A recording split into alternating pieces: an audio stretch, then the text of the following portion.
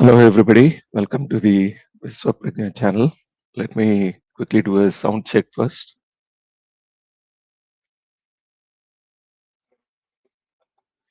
Yeah, so I think I'm audible. So now today I'm going to start a very quick series of sessions, and it is related to this one book, the ancient Indian text called the Mandukya Upanishad. So very famous quote that is given in another Upanishad called the Mukti Upanishad. It goes something like this. It says, Mandukyam evam eva alam mumukshunaham vimuktaye. So what this means is, for the seekers of liberation, Mandukya alone is enough.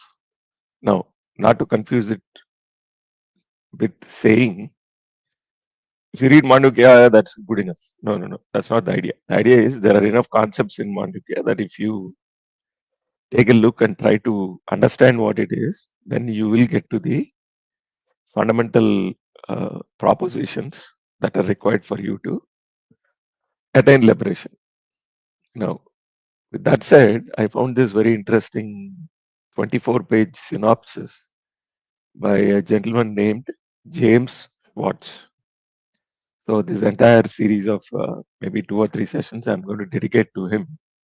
I also want to understand where he's coming from. Is he actually able to hit upon the key frameworks that are important for us to understand the Upanishadic propositions, right? So the gentleman's name is James Bender Swartz. Okay, I'll give you a little bit of detail on him, and then we proceed to read what he has written about the Mandukya Upanishad. So about the author, James Swartz was born in Butte, I guess that's how we pronounce it, Montana, in 1941. He grew up in Lewiston, Idaho, and had a very happy childhood. The small world of Lewiston could not contain him, however, and at 17, he left for a military prep school in Minnesota. He spent 2 years in a liberal arts college in Wisconsin and was expelled for disciplinary reasons and enrolled at the University of California at Berkeley in 1963. Yes, he was 22 years old then. 6 months short of graduation, he ran off to Hawaii. This is like a self description of the author. So we're not doing him any disservice by just reading it, right? So he ran off to Hawaii, where he started a successful small business. But something was terribly wrong. So what was wrong? At 26, he had become an alcoholic, chain smoking, gluttonous adulterer, and life in every respect was not worth living. However, one day in the post office in Waikiki, he had a life changing epiphany that put him on the path to freedom, I believe. For more about that remarkable journey, read Mystic by Default. So, Mystic by Default, I guess, is another book that Schwartz has written. I don't have it.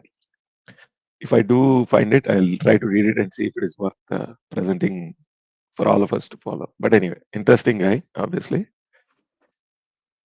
Um, and today we are going to jump into what he is trying to say about Mandukya. Okay. So I'm not even going to show it because it might be under copyright and all that. So I'm just going to read it and see if any of these ideas are worth pursuing for us. If anything is different, if the point of view is very interesting and things like I haven't read it myself, so I'm going to read along with the rest of the audience, and hopefully you will find it interesting. Okay. Now, Mandukya Upanishad, it says, an ancient Sanskrit text on the nature of reality by James Swartz, 1996 was when it was written. All right.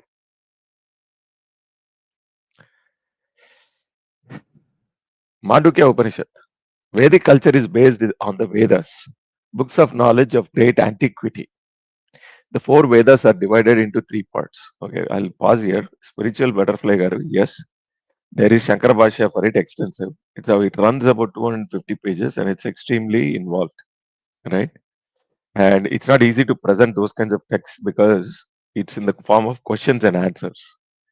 Um, I think I tried to, or I don't think I did it in Manavahini, but I was going to do it because I just wanted to show the audience how it's not easy to follow the Shankara Brahmasutra Bhashya or some of the Upanishadic bhashyas that were translated into English. The Shankara Bhashya that is written in Sanskrit actually for the Sanskrit text, right? So this also is a Western perspective. So I'm very curious more than anything else. So again, there are extensive commentaries by Indian origin authors that get to the bottom of it. It's as simple as that. There's no what do you call? There's no lack of clarity and understanding in India by the I mean not the pseudo intellectuals, but the current day and age, the bubblegum style intellectuals, but the proper intellectuals um, that wrote bhashyas for these Upanishads from time immemorial. I'm just curious to see what Swartz has to say. Nothing else, and it's a short one, 24 pages, right? So 200 page, 50 pages of Shankara Bhashya you can read and to your heart's content, right? I found it very difficult to finish. I haven't read the whole thing myself, to be very fair, right? But this one, I'm very curious what he has to say. That's all, nothing more. But I understand the spirit of your question, so it's all good. All right. Vedic culture is based on the Vedas, books of knowledge of great antiquity. And the last point on that, why we are reading this is there are some Western authors and translators, especially around the late, let's say, what do you call it, early 19th century pre-independence India, that took a very cynical view, right, of our texts, right? Um, and some of our so-called pseudo left-leaning JNU university style scholars have perpetrated that travesty well into the 21st century, and we still see it, right? So we don't want that kind of an approach. I am not a big fan of those things. I want somebody, a Western lens, still respecting the text for what they are, right? So that is why I am presenting this, because looks like Schwartz has written many other books as well, right? I was just looking at all the Amazon books that Schwartz has written, and there are quite a few. He has written Kathopanishad commentaries. He has written all kinds of stuff, right? So, which means that he at least has the basic reverence towards the ancient seers and the thought process and the visions or the darshanas that they saw. Okay, so that's my explanation. And yeah. So again, we'll find out as we get into it. So no issues. Okay, I'm going to start reading, and I'm going to go slow. Right, just like I have my coffee, I'm going to read Mandukya, and we'll see what this guy, the author, has to say. Vedic culture is based on the Vedas, books of knowledge of great antiquity. The four Vedas are divided into three parts. The mantras, the earliest portion, are hymns to the power of nature, which is seen as a kind, tolerant, and merciful, yet mighty, severe, and unrelenting deity. The Brahmanas, second part, are detailed instructions needed to perform rituals and meditations that produce certain sought after and limited results, such as wealth, progeny, a happy afterlife, health, etc. Such knowledge is valuable for those who believe that happiness comes from outside themselves. A few of us doubt that lasting happiness comes from the pursuit of desired objects and or the performance of finite activities, religious or otherwise, in a time-bound world, and for whatever reasons are convinced that happiness comes from within. Right? So there are doubts. Doing all these ritualistic things, will it give happiness? Right?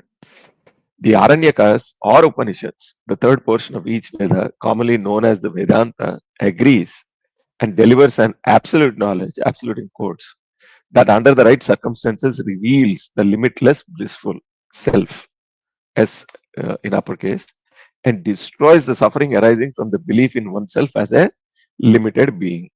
So definitely there is some merit to what he is saying. We all know that this is a core pillar on which most of the Vedanta stands. Actions, subtle and gross, can only produce things not immediately available. For example, if I live in San Francisco and want to go to New York, I need to catch a plane or drive a car. But the self, the limitless I, our true identity, is eternally present, the nearest of the near. So no action will help me reach it. Right? One day, a devotee said to God, "Please give me a head on my shoulders," I believe. God thought long and hard about the request and concluded that, in spite of his omnipotence, he could do nothing, he being God. Okay. So he said to the devotee, "I can give you another fatter head. I can move your present head to a different location. I can shrink or expand your head. I can put a dozen heads on top of your head. I can twist your head into the shape of a pretzel, but I cannot give you a head on your shoulders because you have a head on your shoulders already." Basically, right? So what should I do? The devotee asked. I think the only way to solve the problem is to realize that you already have a head on your shoulders, said the Lord. Excuse me. So this is what the Advaitins call as Maya, which is you are the infinite limitless, but you think of yourself as limited. And there is nothing anybody can do from outside other than you yourself realizing that you are unlimited. Basically, that's what this story is pointing to. Okay. I can only get something I already have through knowledge. But knowledge doesn't happen by itself. It must come through a vehicle or an instrument, he says. Okay. So we move on to the next subchapter. Right. So he talked about the Vedas, he went straight to the point, which is you are the infinite self. You need the knowledge to realize that. All right. The next subchapter is the means of knowledge. Perception, inference, and language are means of knowledge. Epistemology, in other words, right? The means of knowledge we use is determined by the type of object we want to know. For example, if I want to see a sunset, I can't use my ears. Knowledge of thought depends on intellect. To understand feelings, I should have a heart. Okay. So definitely he's using a more or less a Western style demarcation, which for the purposes of for the mechanics of understanding something is not a bad thing. It's a good start. Yeah. The means of knowing relative things is obvious, but the knowledge revealing the limitless I in uppercase, is subtle because it has to remove a deep and hidden obstacle, the ignorance of my limitless nature. Avidya, it is called. Okay, good. For the means to operate properly, assuming a clear message is coming from the scripture through the teacher, the mind must be trained to listen. You know, this is a good one, right? It's not enough if the teacher keeps on saying something, right? Nowadays, there is a new breed of people that have started to evaluate the teacher himself, basically, right? All you have to do is listen to the message. If the message doesn't appeal to you, move on. Life is too short to keep on being cynical about everybody that you come across, right? So, listening with an open mind requires disciplined and consistent setting aside of cherished views of oneself and the world. Okay, so it's equally important that the student is listening with an open mind, right? Instead of trying to fit whatever the teacher is telling into a framework that the student already has, because some frameworks might bust your frameworks, right? So it's like that Zen story where this is an interesting story. So I believe one student went to a Zen master and said, "Master, I need you to teach me Zen." So then the master said, "Get me a cup, an empty cup," right? And he started pouring tea into it. And then he filled the cup with tea. So the student was ready to take the cup and go. Master said, "Wait, wait." And he kept on pouring more and more and more. And the student did not quite understand. He said, "Master, the cup is already full. Why are you trying to fill it more?" And the master said, "Look, that's exactly the point. You cannot fill a cup that's already full. You want to learn Zen? First, you need to empty your cup. Get rid of all your preconceived notions of whatever it is that you're trying to learn. Then you can learn something new, right? More or less, this is what this guy is saying. Listening with an open mind requires discipline and consistent setting aside of cherished views of oneself and the world. And in some cases, that setting aside might involve destroying your own superego, right? The icons that you look up to today, currently, might have to be set aside, right? You cannot go in with a preconceived notion because when you are looking for a transformation, it is going to bust your existing framework. If you are not ready for that, there is no transformation. And transformation, unfortunately, is not incremental. It's as simple as that, right? A means of knowledge is not brainwashing, accepting a new belief system. Its only purpose is to deliver of a clear vision of truth, which is the limitless I, uppercase. Very good. Simply hearing that one is free of limitation is not enough. Doubt comes from incomplete and incorrect thinking and is only removed by careful and patient reflection. Meditation as a thought free state or religious ritual as devotional practice are valuable tools for purifying the mind, but will not remove self doubt. Okay. So he's going back to some of the Gita teachings here, right? Yajna dana tapa karma pavanani manishinam. That's what Gita says. So meditation as a thought-free state or religious ritual as devotional practice are valuable tools for purifying the mind, but will not remove self-doubt. So, along with the knowledge that I am limitless awareness, I should follow the method of thinking enjoined by the scripture, the negation of all incorrect views about the nature of the world and myself, right? Tattva vichara, enjoined by the scripture. Tat tvam asi. The most formidable obstacle to the assimilation of the truth is the thought. What is the thought? If only I were different or the world were different, I would be happy, right? So you keep on thinking I should be different, but you are it. So what is there to be different? You just need the knowledge that you need to acquire to know, right? Know is part of the knowledge. So the knowing part.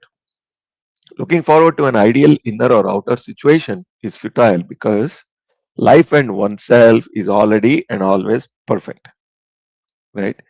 And you got to remember that the Western lens comes from, in many cases, dogma that lies in some of our uh, uh, faith systems that have evolved from the Middle East, basically. So in those cases, the indoctrination is pretty strong.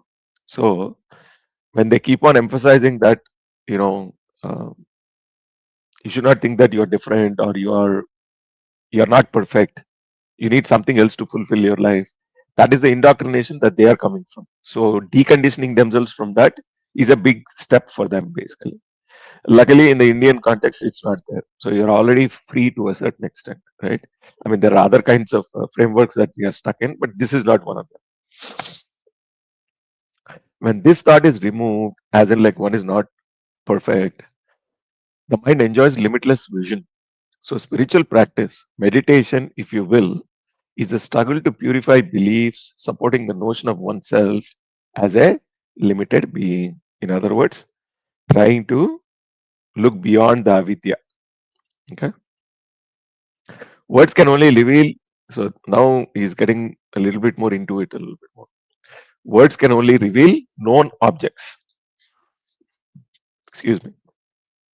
For example, the word television wouldn't have been understood 100 years ago. Words only work to describe substances, properties of substances, actions, species, or classes and relationships.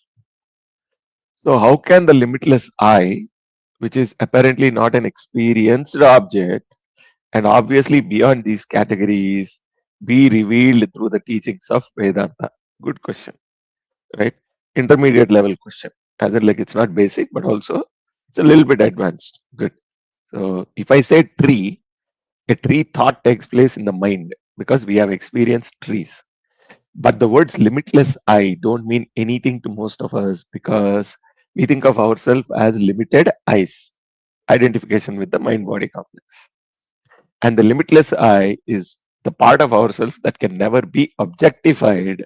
So it seems words won't work to reveal it, right? However, if the thought that we are limited is a delusion and the limitless I present and accounted for, an intimate part of every transaction, words can reveal it. Okay, let's unpack this a little bit more. Schwartz is now getting into the long sentence side of it. However, if the thought that we are limited is a delusion and the limitless I is present and accounted for and is an intimate part of every transaction, words can reveal it. Okay. Vedanta tackles the word problem by first informing me that I am an unlimited I. That I am limitless is indicated by the fact that though I have literally hundreds of thousands of unique experiences in my life, I continually, the I being the self I, continually experience myself as a simple conscious being, one transcending all experiences. So he is getting straight to the Mandukya four-state model. The Turiya is always present, basically, irrespective of what the experience is. Jagrat, Swapna, Sushupti, right? Doesn't matter what the experience is. The Turiya is always present, ever present, eternal. The same I, unaffected by time, witnessed my baby body, youth body, adult body, and feeble old aged body, and their myriad transactions. So the witness is always there. Good. Schwartz is getting into it. Okay. So the next subchapter titled What Limitlessness Doesn't Mean. So he sort of gave an idea of what it means. Now he's saying what limitlessness does not mean, basically. All right. To say we are unlimited by nature does not mean that if we knew who we were, we could walk on water, fly like birds, or leap tall buildings in a single bound like Superman. So we don't become Supermen or Supergirls. If you realize that you are unlimited, if you realize your unlimited nature. Nor does it mean that we are omniscient, endowed with extraordinary psychic powers, capable of zipping around the cosmos in our spirit bodies. It does not mean that. With rare exceptions, the body and mind are limited by nature and behave in conformity with its laws. That means, for most people, physical limitations are real. And one could hardly imagine a more limited phenomenon than a miracle.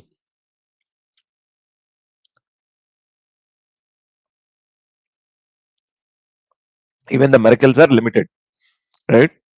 They are not limitless. A common example of limitlessness is the peak experience, peak in quotes, when the sense of limitation temporarily dissolves and a person feels completely happy, carefree, peaceful, loving, rich, and powerful.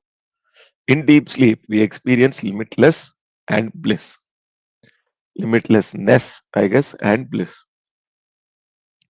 Though seemingly a momentary feeling, limitlessness is the most fundamental fact of our existence, our own forgotten nature. That it's our nature is indicated by the fact that whenever I feel this way, I never try to rid myself of the experience. Yeah.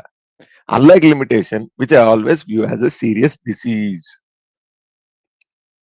So there you go. So our nature is so why is our so this is like a backward logic basically, right? So why do you think our true nature is limitlessness and the limited view that we typically have is a what do you call is not the ideal state, because if you do feel limitless like in the deep sleep state, there is no compulsion to get rid of that state, whereas sometimes or most of the time as you grow up you are always uh, uh, trying to get rid of your limitations, which means the aspiration to continue or perpetuate that state of limitlessness is what gives you the hint that that might be the true state in which we are happy, bliss, blah blah, etc., etc., etc. Right. So definitely, this is a good grasp of what the Upanishadic teachings are telling us. Excellent. Okay. Though it's my nature, I don't see myself as limitless because I am identified with my limited selves. we are identified with our limitless selves. Not to put too fine a point on it, when I negate and cease to identify with my relative selves, which is the purpose of this Upanishad, my non-negatable limitless self is hopefully realized by default. Okay, now he is presenting the sort of yogic way of thinking about things, which is if you are able to experience Sushupti while in the Jagrat state, then the hope is that you will realize your limitless self because all the noise is subsided, right? One of our channels is saying, right? Mr. Chakravarti Garu keeps reading about the Yoga Darshana. In that he says, it says Yoga Chitta Nivrutti or something like that, right? Chitta Vritti Nirodhaka, right? Which is yoga reduces the noise of the mind, right? But is it guaranteed that if the noise of the mind subsides, realized? This is the Swartz is also pointing towards that, right? So he says, when I negate and cease to identify with my relative selves means Jagrat Sushupti Swapna, right? There are like the Stula body, the gross body, the subtle body, and the causal basically, right? So these are the relative selves. When I cease to identify with that, my non-negatable limitless self is hopefully realized by default. The rediscovery of oneself as a limitless, aware, full being is known as liberation or enlightenment. So Schwartz also gives definitions in the end, right? These guys are very, in that sense, they're very academic and proper, right? So he gave a definition for enlightenment. So I'm going to just go to the back of the book and then see uh, what he says. The sleeper is the lord of all manifest existence. It is the knower of all, the inner controller, and the source of all. The sleep state is that form which all things originate and into which they all dissolve. I think this is actually so. Mandukya has 12 slokas, 12 what do you call statements, right? So I think he's just pointing to through explaining, he's referring to the Mandukya slokas in the end. I don't want to go back and forth, so I'll read all of them in the end. You know, so, okay. The process of knowledge is done. What limitlessness doesn't mean we are in the middle of it. Okay. The trick lies in recognizing oneself as limitless awareness without turning oneself into an object. Wonderful. When we turn ourselves into objects, we suffer.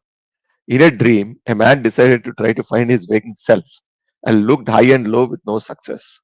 Dejected, he sat down under a tree where he heard a voice from the sky say, "Why don't you wake up?" Wonderful. Okay. All right. Surrendering his status as a dreamer and leaving the dream world, he discovered the waker by becoming the waker without turning himself into an object. Exactly. Why are you trying to look at yourself in your dream or wherever the hell you are? You are the seer. So there is you can't see yourself, right? You can only see an image at best. In fact, the dreamer was the waker, temporarily identified, with the conditions in the dream world. Similarly, from the point of view of the limitless I, all the waking state entities are consciously or unconsciously searching the limitless I in a state that doesn't contain it as an object. It is never the object, sir. Schwartz says right on point here. Love it. The only way we are going to discover what we are searching is to awaken from this waking dream. In the twilight, a thirsty traveler approached a village well. I love the Upanishadic stories. Anyway. Reaching down, she recoiled in fear when she saw a big snake coiled next to the bucket. Unable to move for fear of being bitten, she imagined terrible things, including her own death. At that time, an old man coming to the well noticed her predicament. So there is a bucket of water right next to the well, and right next to it, there's a huge coiled snake, I believe. Okay. What's the problem? He asked kindly. Snake, snake, get a stick before it strikes, she whispered frantically. The point is, it's twilight. So it is as if you can see, but things are not yet clear. So there is a lot of room for misunderstanding, misinterpretation, misvisualizing, right? So, what's the problem? The old man asked. Snake, snake, get a stick before it strikes, she whispered. She whispered frantically. The old man burst out laughing. Hey, he said, take it easy. That's no snake, it's the well rope. It just looks like a snake in the darkness. So, this is called the Rajju Sarpa Bhranti. Very famous. Though never in danger, the misapprehended rope produced intense fear. Our existential fears and desires come from mistaking the limitless I for the limit, limited I. The fear of the snake arose simultaneously with the misapprehension of the rope and significantly vanished when the rope was correctly perceived. In the Mandukya Upanishad, an English rendition of which is given below, the rope presents the limited I broken into three sub-Is. Alright, what are these three sub-Is? The waker, the dreamer, and the sleeper, and their respective worlds. In the story, the traveler who represents anyone striving to know who they are makes a mistake and sees a snake where there's only a rope. This superimposition of our limited self or selves on our real or limitless I, which is going on all the time, is the cause of much suffering. The removal of this error is the purpose of the Upanishad. Well done, Mr. Swartz. This mistake, a symbol of normal perception, took place in twilight, which represents the waking entity's partially conscious state of mind. In broad daylight, in other words, with full knowledge, or pitch darkness, total ignorance, no such error could have occurred. If it is total ignorance, you don't see. If it is total darkness, you don't see it at all, right? If it is full daylight, you will see the rope. But if it is partial, like twilight, that is when the problems arise, right? Because you see something, but it is not what it is.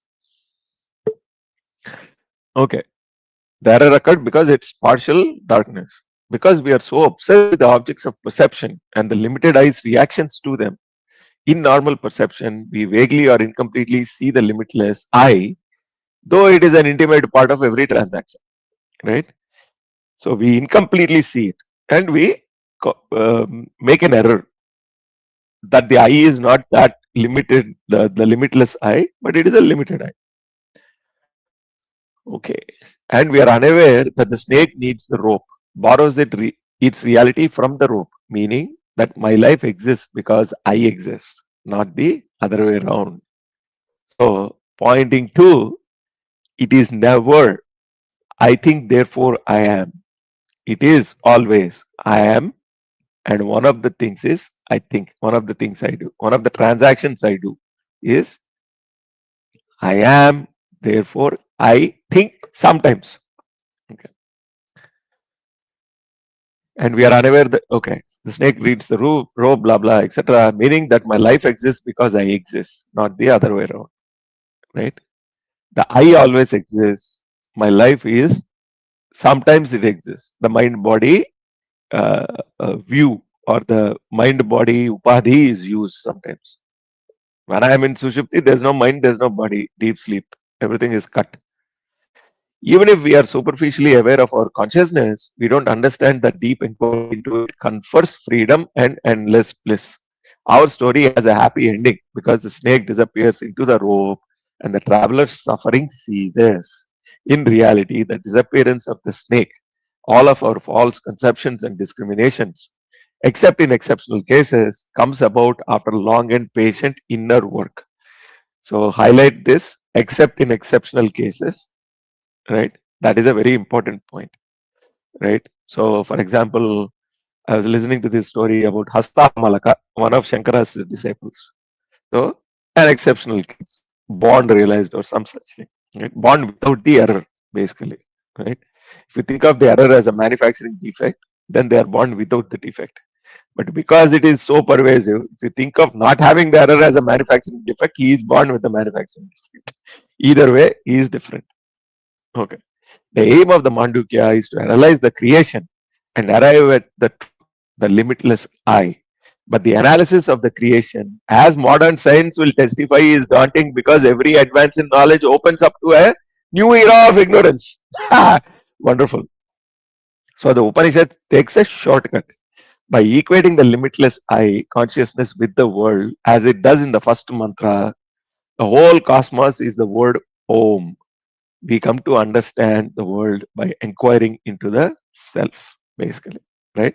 So instead of looking at the outside world and trying to figure out that you are that limitless and the world is a negation or a world is an appearance, the way you take a shortcut is inquiring into yourself. Who am I, right? Or equating the world with something very simple like the word Om, and then trying to meditate upon it so that you take the shortcut of understanding yourself, basically. So by equating the limitless I consciousness with the world, as it does in the first mantra, the whole cosmos is the word Om. We come to understand the world by inquiring into the self. The world is the self, and inquiring into the self will give you insight into the entire cosmos or the world. The world as we know it is not a strange Sanskrit term. Physically, we see it as matter, the elements in various permutation combinations, and psychologically, we understand it as subtle matter, thought, feeling, perception, knowledge, memory, dreams, fantasies, etc. In what sense is everything we experience the word Om? What is that sense? Here it comes. Words are sound symbols. Of what is Om the symbol? Modern science tells us that matter is just energy in a state of motion and vibration. The energy that becomes different types of matter. By vibrating at different frequencies is symbolized in Vedic science as Om because it is said its sound encompasses all the sounds the voice box is capable of creating. While the idea is logical, the fact that mind and matter are vibrating energy, not the symbol, concerns us here. What is the nature of this energy? Just as matter is energy in a state of vibration, energy is consciousness apparently vibrating. While energy is a moving form of consciousness, consciousness itself is energyless, all pervasive and unmoving. So, how does the unmoving consciousness, Om, now he is getting into detail. I'm not going to stop because this is quite fascinating the way he's arriving at all these conclusions. So, I'll continue to read. So, how does the unmoving consciousness, Om, become dualistic, capable of movement? The best explanation. So, this is exactly the question. Many ways, this question has been asked even during our conversations, right? Why does the ocean have a wave? The ocean of consciousness. If the ocean of consciousness is the unlimited I, a wave is the limited I. The question is, why does an unlimited consciousness, what causes a wave in the unlimited consciousness? The same question he is asking in a slightly different way, right? So, how does the unmoving consciousness, Om, become dualistic, capable of movement? Okay, now he is saying the best explanation that he could come up with, because this is where some people are able to explain and some people are not able to explain. For example, I have no explanation for it yet. Okay, so let's see what Schwartz has. The best explanation I have found is that from consciousness's point of view, there is no dualistic vibrating energy filled universe. But from the point of view of a mind, seen through a vibrating mind, the universe apparently dances. Okay, so this is not a bad way of uh, explaining that. The wave is only in your mind because it is the superposition of the mind's vibration on the infinite self. So, because the mind exists, the wave exists. But fundamentally, there is no wave, right? It is an infinite, waveless, continuous, limitless consciousness, basically. Interesting. So, it is the problem of the goggles, not the object, basically. Fascinating. That's a good way of explaining Maya, actually, right? Because you are trying to look through the mind vibrates because it is a jada, it's a physical. Because of that, it appears as if it is vibrating. Okay, good. I like it. Nonetheless, because our bodies and minds are insentient matter, they can only be moved by something else. And that something else is consciousness, right? And consciousness always comes with a uppercase C, right? So this is the Satchit Ananda, the existence consciousness, the chit part of it. The materialist view, which has arisen because the senses are taken as sole means of knowledge, that mind evolved from matter that mind evolved from matter is patently illogical since evolution implies a conscious agent. Now, this is an interesting one. Let's read it again.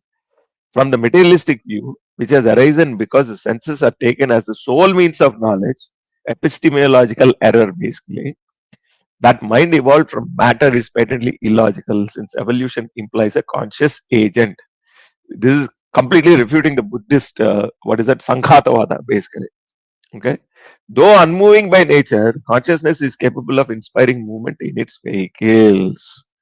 So, consciousness is not the conscious agent is not a part of the insentient matter. So, just because you bring in some chemicals together, you cannot create consciousness in a lab. There has to be a consciousness agent that needs to be added separately from it. In other words, we call it life. You cannot create life from physical matter, basically. That is the whole idea. You have to create, you have to add life as an agent by itself separately. Okay, so somehow the life comes when all these chemicals come together. That is that whole idea of Earth was there billions of years ago, like a gaseous mass. Then things started solidifying, right? In that, I read some explanation somewhere. It said there is this very hot chemical soup, right? That's what Earth was like, some of the other large planets in the solar system. And then suddenly the right combination of chemicals came, and then there was a lightning strike, and lo and behold, life came, right? Completely destroyed that argument. Okay, now next question. Are the vehicles different from consciousness? Is the spider different from its web? Though apparently different from the spider, the web, being part and parcel of the spider, is non-separate from it. So, are the vehicles of consciousness, upadhis, different from consciousness? He is saying they are not. It is a spider minus the intelligence to create and manipulate its creation. Likewise, the universe Om, though apparently a vast field of vibrating subtle and gross matter, is nothing but subtle and gross forms of consciousness. Now he is coming to the Advaita side of it, right? How far, the sages say, is the wave from the ocean? Thank you, sir. You have come to the wave and the ocean. How far, the sages say, is the wave from the ocean? The wave is part of the ocean. In fact, there is no wave without the ocean, and because the wave is a superimposition, you remove it, only the ocean remains. And that is Advaita. Seen through the filter of time, the limitless I is said to be the cause of which the universe is an effect. Is the cause separate from its effect? The effect is the cause in a different form, just as a pot is not separate from the mud that sustains it. If we are little parts of consciousness, how far can we be from the consciousness that sustains us? How far can we be from the consciousness that sustains all parts, all parts? In this sense, the whole universe is consciousness, symbolized by the word Om. Probably the best explanation of why the cosmos is Om and Om is cosmos, right? With a little bit of a sleight of hand that says because you are looking through the mind, it appears, the universe appears as waves because it is the error of the mind. It has nothing to do with the fundamental nature of the limitless I. Good. Clean. Okay. The Mandukya's definition of Om, the limitless I, is that which exists in all periods of time. So in quotes now, right? What is the difference between cosmos and universe? They are the same thing. That which exists in all periods of time, past, present, and future, before the past and after the future. And we can add a secondary definition. That which exists in consciousness and beyond is Om. Anything not conforming to this definition isn't real. Okay, that's a bold statement. Experienceable, yes, temporarily existent, but only seemingly real. Since all forms of consciousness, mind and matter don't fit the definition, for the purpose of someone striving for self-knowledge, they are not the limitless I. To discover myself as the limitless I have to see who I am minus the body and mind. When I am 100% convinced that I am the limitless I alone, I can take back the forms without suffering limitation, right? So the mind and body have to be removed or have to be identified, even be it in your own mind, that you have to have that basic understanding that I am not the mind and body, but I am separate, or I am the witness of these, right? And while the mind and body are the vehicles and are not separate from the unlimited I, identifying with the mind and body, identifying with the wave limits the ocean, basically. The ocean is much larger, right? Infinite, to put a point on it. When I am 100% convinced that I am the limitless I alone, I can take back the forms without suffering limitation. This is very important. Identifying with the wave limits you. Identifying with the ocean unlocks the limitless I. But then, once you are aware that you are the limitless, it's very easy to say the wave is just a vehicle for me, basically. The limitless using the limited as a vehicle, as a form of manifestation, temporarily, basically, while you are in Jagrata Avastha, or the Sukshma Sarira while you are in the dream state, basically. Okay. Since only one I fits the definition and it is present and accounted for, its analysis is straightforward. Yes, indeed, it is. If, for example, I wish to understand the nature of water, I needn't drink from every river, lake, and the ocean in the world. I need only to analyze one drop. If the creation is the limitless I need only to inquire into myself to find out the nature of everything. Look at how beautifully I like Swartz already, right? So, how would inquiring into yourself unlock the secrets of the universe, right? How would analyzing only one water drop help you to understand the entire nature of water? Because it is the same thing. There is only one I. So, which is why when Ramana says, or when some of the Indian great thinkers or the philosophers or the realized people, liberated souls, when they say there's only one question worth pondering, and that is, who am I? Then that unlocks everything else for you, because there is nothing else that is different to be known outside. It appears as different because your mind is the one analyzing it. But to understand the true nature of the universe, it is enough to self reflect and understand the nature of you, basically. Okay. So, with this, I'm going to close for today. We finished 7 pages out of 24. So, maybe it will extend to 3 sessions, but I'm liking the way the author is going about it. This is wonderful. It's short but sweet. So, the next sub chapter is the waker dreamer and the deep sleeper. Okay. So, there's a picture and all that. So, next time I'll show it. I'll share the screen and show you then how uh, our man, Mr. What's his full name? James Swartz, how he goes about it uh, and explaining what these concepts are. Definitely worth the read. This I'm going to read this multiple times to truly get to like fixed in my mind what this guy is saying. Right? And again, kudos to him. He has not taken a cynical path like some of his Western colleagues.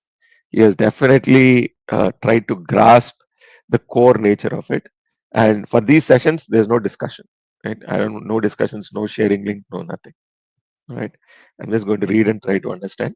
Let's go along with the journey. Let's get to the end of the book, and maybe in the last session we can have some back and forth.